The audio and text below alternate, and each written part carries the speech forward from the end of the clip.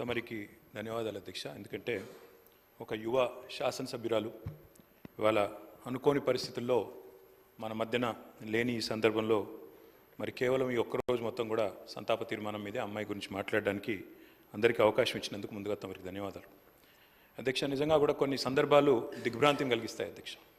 ఇవాళ జ్ఞాని సాయన్న గారు ఇప్పుడే ముఖ్యమంత్రి గారు చెప్పినట్టు ఒక సీనియర్ శాసనసభ్యుడు, 5 సార్లు గెలిచిన మంచి వ్యక్తి, మృదు స్వభావి, ఎప్పుడు ఎక్కడ ఎవరిని కలిసినా ఏ పార్టీలో ఉన్నా ఒక అజాత శత్రువుగా మంచి పేరు తెచ్చుకున్న వ్యక్తి జ్ఞాని సాయన్న గారు అధ్యక్ష.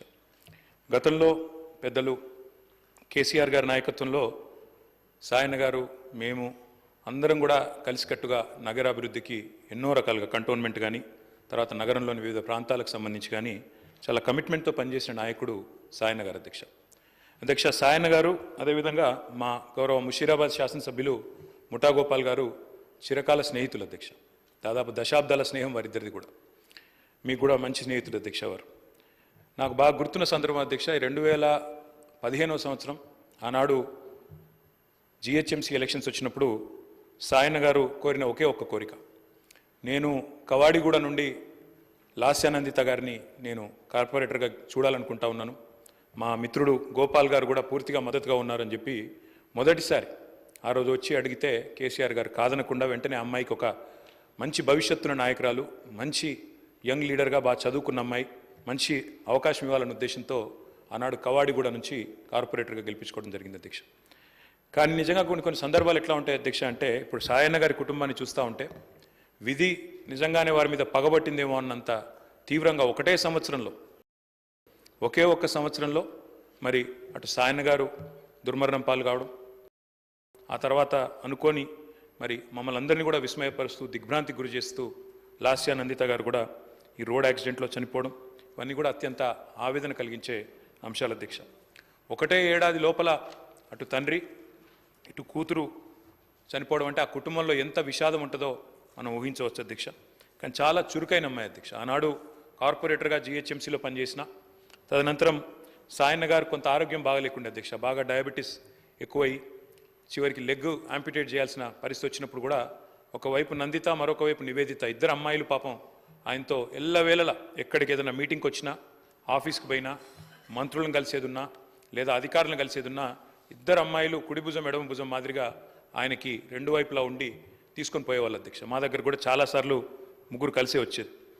అట్లాంటి కుటుంబం సాయన్న గారు మరణించిన తర్వాత ఇదే శాసనసభలో అధ్యక్ష ఆనాడు కేసీఆర్ గారు ముఖ్యమంత్రిగా సంతాప తీర్మానం చెప్పడమే కాకుండా ఆ కుటుంబానికి అన్ని రకాలుగా అండగా ఉంటామని చెప్పి హామీ ఇచ్చిన హామీ ప్రకారమే ఆ రోజు మళ్ళీ లాస్యానందిత గారికి 2023లో జరిగిన శాసనసభ ఎన్నికల్లో మరి ఆనాడు పార్టీ నుంచి అవకాశం కూడా ఇవ్వడం జరిగింది అధ్యక్ష. ఇప్పుడే ముఖ్యమంత్రి గారు చెప్పినట్టు కంటోన్మెంట్లో సాయన్న గారు చేసిన సేవ, రాజకీయాలకు అతీతంగా కలిసి ఉండే మంచి వ్యక్తిత్వం, ఎన్నింటి వల్ల నందిత గారికి కూడా తప్పకుండా తండ్రి గారి ఆశీస్సులతో పార్టీ అండతో బ్రహ్మాండమైన మెజారిటీతో అమ్మాయి కూడా గెలిచింది అధ్యక్ష. బాధాకరం ఏమంటే సరిగా గెలిచిన కొద్ది కాలానికే మరి నల్లగొండలో మా పార్టీ సభ ఒకటి జరుగుతూ ఉంటే అక్కడికి నందిత గారు కూడా రావడం జరిగింది.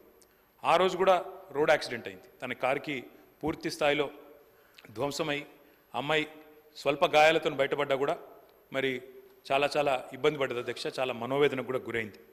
తదనంతరం వాళ్ళ ఇంట్లో కూడా ఒక చిన్న యాక్సిడెంట్ అయింది. వరుసగా ఏదో పగబట్టినట్టే నల్లగొండలో ప్రమాదం, తర్వాత అక్కడ లిఫ్ట్లో ప్రమాదం, ఆ తర్వాత మళ్ళీ అనుకోకుండా ఈ ఓఆర్ఆర్ మీద జరిగిన రోడ్ యాక్సిడెంట్లో అమ్మాయి మరణించడం జరిగింది అధ్యక్ష.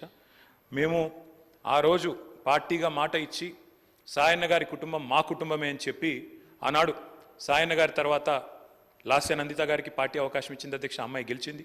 దురదృష్టవశాత్తు ఏడాది లోపలే అమ్మాయి మరణిస్తే తిరిగి వారి సోదరి నివేదిత గారికి మొన్న జరిగిన ఉప ఎన్నికల్లో కూడా అవకాశం ఇచ్చింది అధ్యక్ష పార్టీ నాయకత్వం, కేసీఆర్ గారు. కానీ దురదృష్టం ఉప ఎన్నికల్లో మొన్న మా పార్టీ ఓటమి పాలు కావడం జరిగింది అధ్యక్ష. నిజంగా కల్లో కూడా అనుకోలేదు. చురుకైన ఒక నాయకురాలు, మంచి వ్యక్తిత్వం, మంచి విద్యార్హతలు కలిగిన ఒక మహిళ ఈ శాసనసభలో అడుగుపెట్టిందని చెప్పి సంతోషపడ్డాం. భవిష్యత్తు ఉజ్వలంగా ఉంటుంది అమ్మాయికి అని చెప్పి ఆశించినాం. కానీ ఇదే సభలో ఆమె అడుగుపెట్టిన కొద్ది కాలానికే సంతాప తీర్మానం మీద మాట్లాడాల్సి వస్తుందనే ఆవేదన మాత్రం మా సభ్యులందరికీ ఉంది అధ్యక్ష. వారందరి మనోవేదన, ముఖ్యంగా మా గోపాలన్న గురించి అయితే ఆయన ఎంత బాధపడ్డారో నేను కళ్ళారా చూసిన అధ్యక్ష. అందుకే ఇలాంటి క్లిష్ట పరిస్థితుల్లో సాయన్న గారి మరణం తర్వాత మేమందరం కూడా ఆ కుటుంబానికి అండగా నిలబడాలని పార్టీగా నిర్ణయం తీసుకున్నాం. తర్వాత నందిత గారు, తర్వాత ఇప్పుడు నివేదిత గారు, వారి కుటుంబానికి ఈరోజు అయితే కాదు అధ్యక్ష, భవిష్యత్తులో కూడా సంపూర్ణంగా అండగా ఉంటాం. ఈ సంతాప తీర్మానాన్ని పూర్తిగా బలపరుస్తూ ఆ కుటుంబానికి మనోధైర్యం భగవంతుడు ప్రసాదించాలని, లాస్యా నందిత గారి ఆత్మకు శాంతి చేకూరాలని ప్రార్థిస్తా ఉన్నాను అధ్యక్ష. జిల్లా మినిస్టర్ శ్రీ శ్రీధర్ బాబు గారు. అధ్యక్ష,